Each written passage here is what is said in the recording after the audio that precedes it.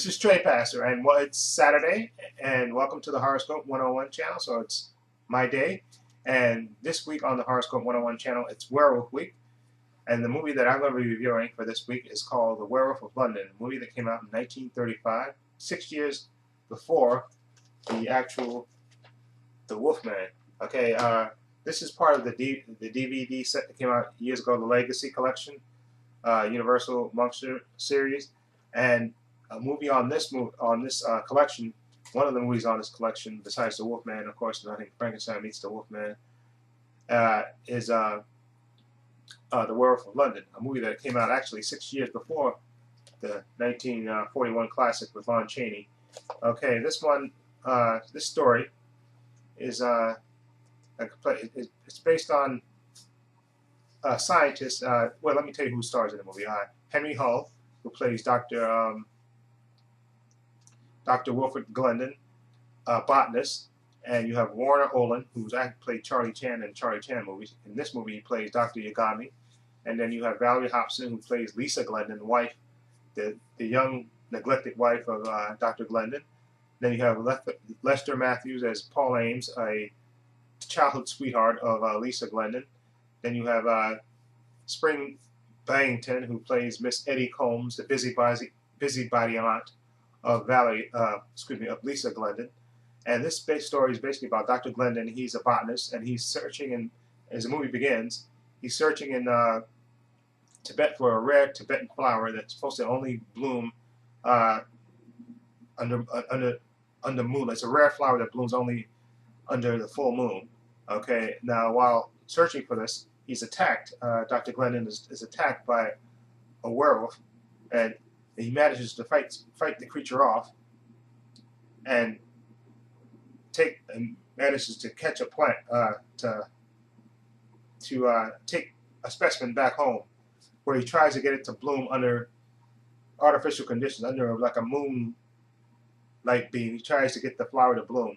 Okay, and Dr. Glendon is like I said, he's a workaholic who basically ignores his pretty young wife, and her busybody aunt basically invites her childhood sweetheart, to one of the parties that she's having.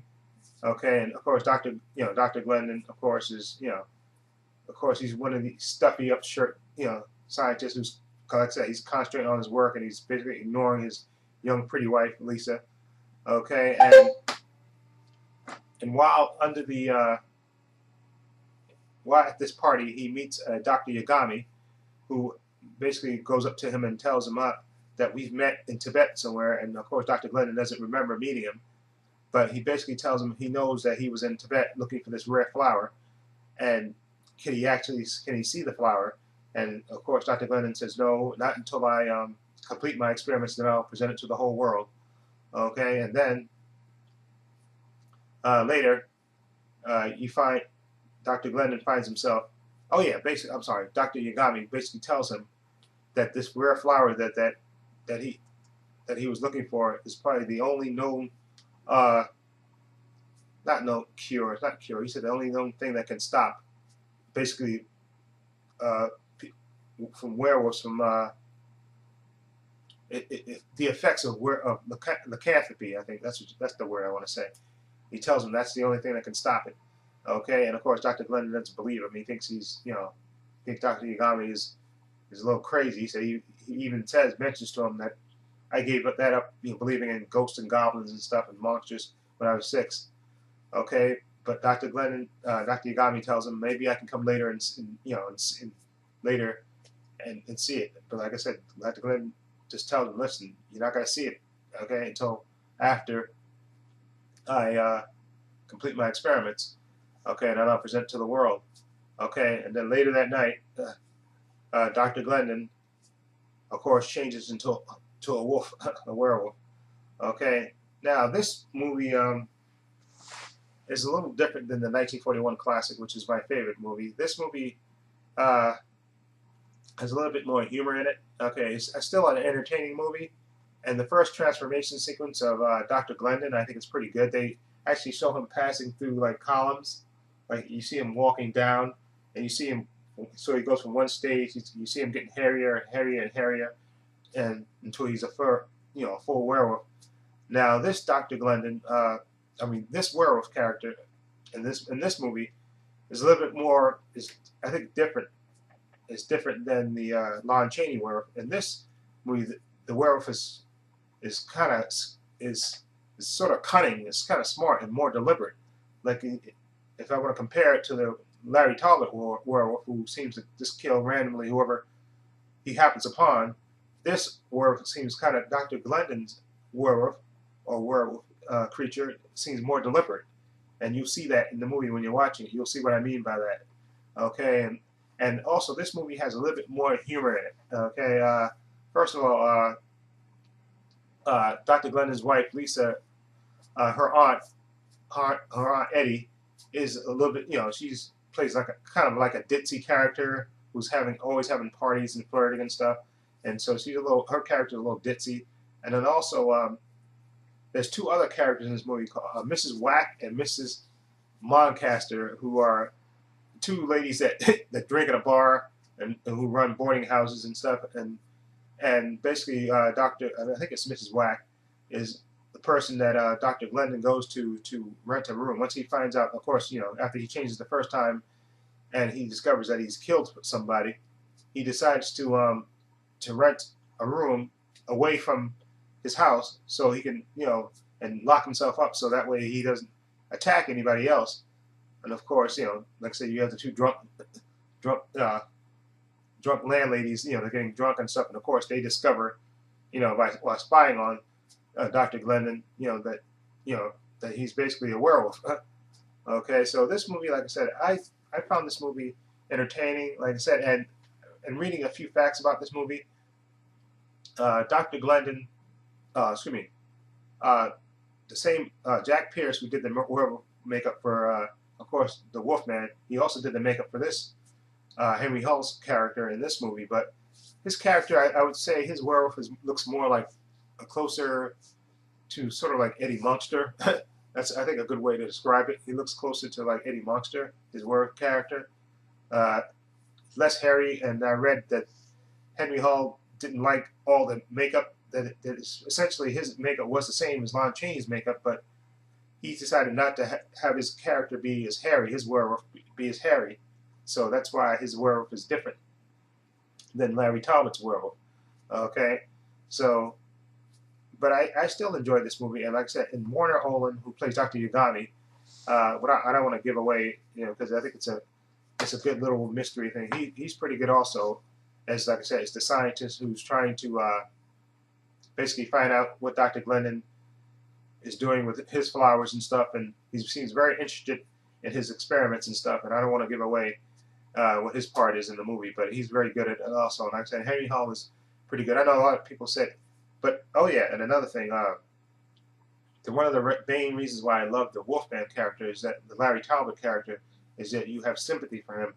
The Henry Hull Dr. Glendon character, not so much. You don't have as much sympathy for him because he's like a workaholic, and basically he's like ignoring his wife and stuff, and he's short with her, and he's he's basically, like I said, he's all about the flowers and stuff, and the plants and stuff. He's all about his experiments, and he basically ignores his wife, and even though I think she's trying to make him jealous by flirting with her old childhood sweetheart, but he's like so far into his research that he's not really concentrating on that. He's concentrating on that, and the only real sense that you get that he regrets this is actually it was because something that Dr. Yagami explains to him. He says the werewolf character instinctively seeks to destroy what it loves the most. Okay, and so after the first change, Dr. Glendon rents the room, to be away from his wife, and he locks himself up because he doesn't want to hurt anybody, and that's the only real sense that you get that he doesn't want to, that's the only part where you feel sympathy for him. But once he changes into the werewolf character, his werewolf character is smart, and there's a part in this movie. This is a minor spoiler, but you see the movie, you're gonna know, and you're gonna say, and that's why I say his werewolf character is more deliberate. It's because after the first night he changes and he goes out, he basically puts on a hat and scarf and a coat and basically tries to hide himself while he's stalking. So his werewolf character is like more deliberate. Okay, so like I said, I enjoyed this movie a lot. Like I said, I didn't even know at the time when I bought this werewolf set. I mean, not the werewolf set, the Monster Legacy edition. I didn't know that that there was another werewolf movie that came before. The Larry Talbot Wolfman. I didn't know that, but like I said, but the Werewolf of London I think is very entertaining. Like I said, it's more comedy. I guess they do it for comedy relief. Like I said, the ditzy aunt and the two drunk landladies who get drunk, and I thought they were hysterical. The two drunk landladies, and Henry Hull's Wolfman is or werewolf character is creepy looking. Okay, is very creepy looking. Okay, very, like I said, more Eddie Monster than Lon Chaney werewolf. And like I said, just because, like I said, I was reading that Henry Hull didn't want to wear he didn't want all the hair. I guess that because Jack Pierce, like I said, did the same makeup on the Wolfman, but I guess on Henry Hull's, he gave him less hair, less facial hair. He still looked, he still looked totally like a monster and everything else, but he wanted his character, I guess, not to be his hair. He didn't want he said he couldn't stand the makeup. That's why he didn't want himself to be as hairy as the Wolfman. Okay, but I thought this was a nice addition to the Werewolf Pretend. And this is, I think that's the second werewolf movie that was done in Hollywood. I was reading about this. There was a 15-minute short that they actually made before this, and it got destroyed in a fire. So this one was the first. Werewolf of London was the first official movie, werewolf movie that Hollywood produced. And also, I also read that Bela Lugosi was supposed to actually play the Dr. Yagami part. Okay, he was originally, I think, one of the actors suggested for that. And also, I read somewhere else that oh yeah, wait a minute, I know this for a fact.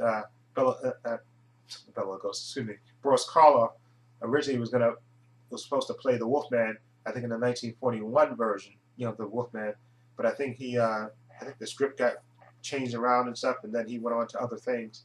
Okay, but anyway, Werewolf of London, I definitely would recommend.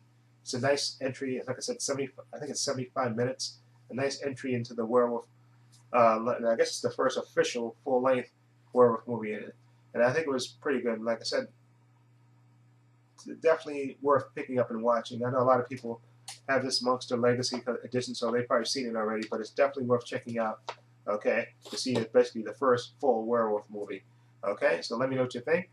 Okay, and I'll feel free to leave your comments down below. And this is Trey Pastor saying so long for the Horoscope 101 channel, and take care.